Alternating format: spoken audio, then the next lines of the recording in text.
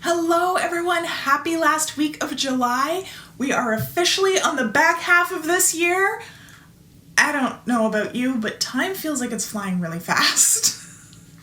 I am really looking forward to August though. The fair is going to be in my hometown next week, so I'm taking my boys to that after 2 whole years without it. This fair was like a staple of my childhood, and my kids are finally old and tall enough to go on the rides by themselves and take advantage of the pay one price day. And then after that, I'm headed to Toronto for a few days. I'll be attending a Mom Halo event and meeting up with my social media manager who lives there. It's the first real business trip I've been able to take since COVID, so I am super excited to leave the kids with my parents and just kind of take off for a week. And after that, we're officially into school prep. I've also got a lot of content yet to produce for Teachability, which I'm still hoping to get out for a beta round in September, so lots still to do this summer. All right, before we get into it, allow me to introduce myself for those of you who are new. Hi, my name is Allana Robinson, and I'm a parenting coach. I work with parents of toddlers, preschoolers, and kindergartners and help them understand why their children are misbehaving and how to fix it without stickers, counting to 3, or losing your shit. I am your host here on the MudRoom. I also host my free peer support Facebook group, The Parenting Posse. If by chance you're not a member, what are you waiting for? Go and request to join. We would love to meet you. I'm also the creator of the Parentability program, where I support you in raising your kids to be the best version of themselves. While you're here, don't forget to like and subscribe so that you never miss another free parenting class. Okay, so today we're going to revisit trauma bonding. On Insta and in the Posse, we've had this sudden resurgence of people trying to justify spanking, quote unquote, out of love. I don't really know why this is coming up again now. I can only assume it's the fundamentalists who have been emboldened by some of the recent political crap coming out of the States. But we haven't discussed this since early 2020, and we all know that a whole lifetime has passed since then, and I think it's worth going over a second time.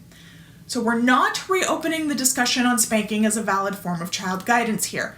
That's an open and shut case. It's not. You're never going to convince me otherwise, so if you want to debate that, kindly go and find someone who cares. We originally talked about trauma bonding because of a tweet that I retweeted that called out the logic that a lot of people who spank use and called it what it is, trauma bonding. And that concept seemed to intrigue a lot of people, and many people asked me for more information on it, and now people have been asking me to re-highlight this phenomenon. So let's just recap the tweet for those of you who didn't see that post. It said, "Pro spankers be like, I sit down and talk to my child before I hit them. Then after I hit them, I hug them and tell them that I love them. Newsflash, this is called trauma bonding. Same behaviors displayed by domestic violence perps in adult relationships." And it was tweeted by Dr. Stacey Patton. So what is trauma bonding? The term originates from Patrick Carn, who developed the term to describe, quote, the misuse of fear, excitement, sexual feelings, and sexual physiology to entangle another person. In other words, it's training another person to conflate abuse and love.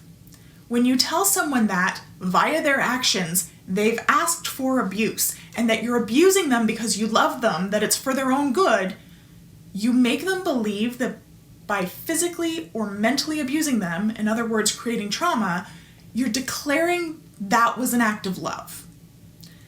Notice I said either physically or mentally. A lot of manipulative punishments can result in trauma bonding as well. It's not exclusive to physical abuse. Trauma bonding is generally perpetuated by inconsistent positive reinforcement. So like hitting someone and then showing them affection and telling them you love them.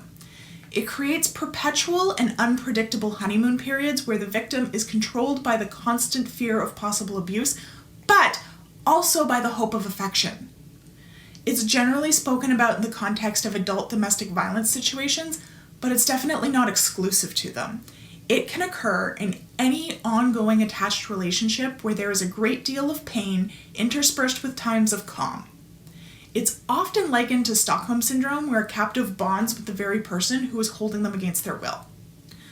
So as you can see, or at least I hope you can see, the damage this can do to a child. The Institute of the Developing Child at Harvard has this great info sheet on epigenetics and how a child's early experiences can literally turn on or off gene expression and therefore very tangibly shape a person's physical experience of the world. If a child is caught in a traumatic bond with an adult, it can alter them down to the cellular makeup. Not to mention, psychologically, the harm that comes with believing that pain and violence are expressions of love. And this belief that physical pain somehow leads to learning, I kind of feel like we've debunked that 8 Ways to Sunday in various episodes, the ones on stress pop to mind in particular. You cannot learn when you're in physical danger. It's impossible. Your brain disconnects the section that deals with learning as a self-preservation method, which is why disorders such as dissociative identity disorder exist exclusively in people who have experienced trauma in their early childhood. Trauma is also epidemic, because early experiences of trauma cause numbing around expressions of intimacy. So people who have trauma in their history are more likely to end up in new toxic relationships because 1, it's familiar and our brains like consistency, and 2, it makes them feel, even if that feeling is fear. So that's trauma bonding. It's a topic I feel isn't discussed enough because it's uncomfortable, but I think it's really important for parents to understand, because I've been in the room when someone who I otherwise found to be a rational human being starts espousing the benefits of physical abuse in raising children, and I know what it feels like to be flabbergasted by that. It takes your breath away. You feel speechless, at least at first. Heaven knows I'm very rarely speechless, and it takes a lot to shut me up. And some people believe so fiercely that they're right, they're justified in it, and they've justified it to themselves so completely that they can almost start to make sense sometimes, if you aren't educated on aspects like this. One last note before I sign off. Last time we discussed this, many people asked how this differs from the last step of sleep training where, if necessary, we leave a child in their room to figure it out and go to sleep, and oftentimes they're crying. What makes that tolerable stress and not trauma bonding? Well, first of all, the child is not being abused while sleep training. They're not being left on a rock slab in a dungeon or out in the elements. They aren't being beaten or mentally manipulated. They're in a safe, comfortable bed with lots of sleep supports. Cry it out, as it's often called, is the last step in sleep training, and it should not be confused with night weaning, which is the process of gradually reducing a child's caloric intake so that they redistribute those calories to be consumed during the day. Cry it out is not appropriate for night weaning. That means that by time you get to cry it out, the child has been prepared and given support and has shown competency in putting themselves to sleep. Sleeping independently is not abusive, and there is zero evidence that teaching a child to sleep independently is damaging or harmful in any way, shape, or form. There is, however, tons of evidence that spanking and physical reprimands have long-term mental health impacts. They aren't comparable in any way, okay?